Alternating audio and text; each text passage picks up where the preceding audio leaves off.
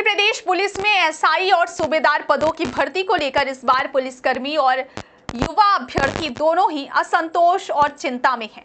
लगभग 8 साल बाद हो रही इस भर्ती में पुलिसकर्मियों के लिए मिलने वाले 15% आरक्षण को लेकर नियमों की जटिलताओं ने अभ्यर्थियों को असमंजस में डाल दिया है।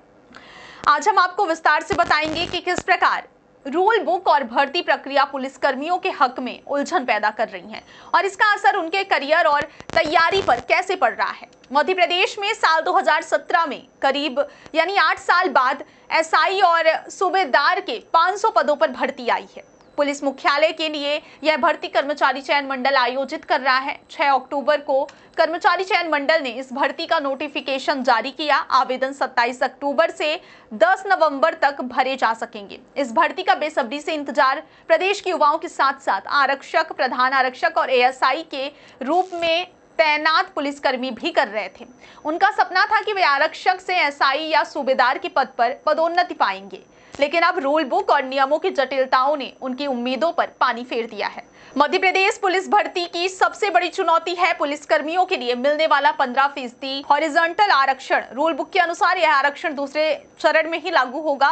पहले चरण की लिखित परीक्षा में पुलिसकर्मियों को सामान्य अभ्यर्थियों के साथ प्रतिस्पर्धा करनी होगी, यानी पुलिसकर्मियों को अपने आरक्षित पदों पर कट ऑफ अलग से नहीं दिया जाएगा और खाली पदों को अन्य कैटेगरी के अभ्यर्थियों से भरने का नियम भी लागू रहेगा।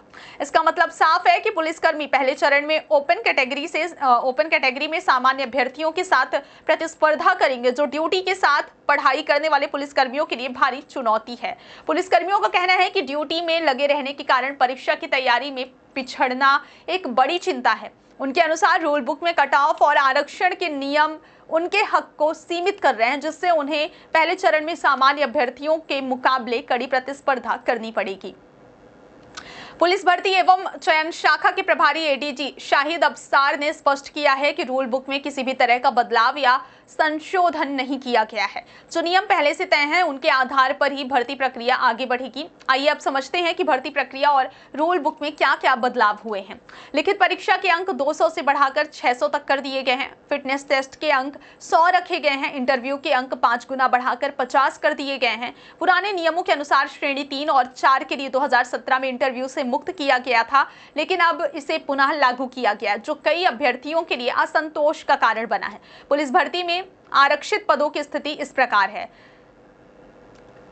सूबेदार पूर्व सैनिक के लिए 10% पद, सूबेदार पुलिसकर्मी के लिए 15% पद, सूबेदार महिला के लिए 35% पद, एसआई पोस्ट कोड 2 पूर्व सैनिक के लिए 10%, एसआई पोस्ट कोड 2 पुलिसकर्मी के लिए 15%, एसआई पोस्ट कोड 3 पूर्व सैनिक के लिए 10%, एसआई पोस्ट कोड 3 पुलिसकर्मी के लिए 15% यानी 57 पद, एसआई पोस्ट कोड 3 महिला के लिए 35% यानी 132 पद। इस सूची से स्पष्ट है कि पुलिसकर्मियों के लिए आरक्षित 15% पद पहले चरण की लिखित परीक्षा में प्रभावी नहीं होंगे और उनका लाभ दूसरे चरण में ही मिलेगा। पुलिसकर्मियों का कहना है कि सरकार ने एसआई और सूबेदार भर्ती में छोटे पदों पर काम कर रहे कर्मियों को प्राथमिकता देने का प्रावधान किया है, लेकिन रूल बुक की जटिलताओं के कारण यह प्राथमिकता व्यवहारिक रूप से मायने नहीं रखती। इसके अलावा 35% महिला आरक्षण के लिए जो फॉर्मूला रखा गया है उसे पुलिसकर्मियों पर थोप दिया गया है, जिससे पुलिसकर्मियों को ओपन कैटेगरी में कट ऑफ हासिल करनी होगी।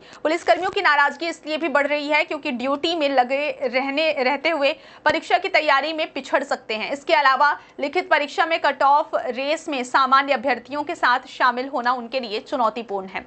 एडीजी शाहिद अफसार का कहना है कि भर्ती के लिए प्रारंभिक योग्यता साबित करना जरूरी है और अंतिम परिणाम पूरी प्रक्रिया के आधार पर तैयार किया जाएगा। उसमें पुलिसकर्मियों को निर्धारित आरक्षण का लाभ मिलेगा, लेकिन इसका प्रभाव पहले चरण में नहीं दिखेगा। तो स्थिति साफ है। मध्य प्रदेश पुलिस भर्ती में पुलिसकर्मी पहले चरण में सामान्य अभ्यर्थियों के साथ प्रतिस्पर्धा करेंगे, लेकिन दूसरे चरण में ही उनका 15% आरक्षण प्रभावी होगा। पुलिसकर्मी इस नियम से असंतोष में है, लेकिन सरकारी रूल बुक और नियमों के अनुसार ही प्रक्रिया आगे बढ़ेगी। यह भर्ती न सिर्फ पुलिसकर्मियों के करियर बल्कि प्रदेश में पुलिसकर्मी सेवा की गुणवत्ता के लिए भी महत्वपूर्ण है। आने वाले महीनों में यह देखना होगा कि सरकार और चयन मंडल इस प्रक्रिया में किस तरह संतुलन बनाते हैं और पुलिसकर्मियों की उम्मीदों को वास्तविक रूप में कैसे पूरा किया जाता है।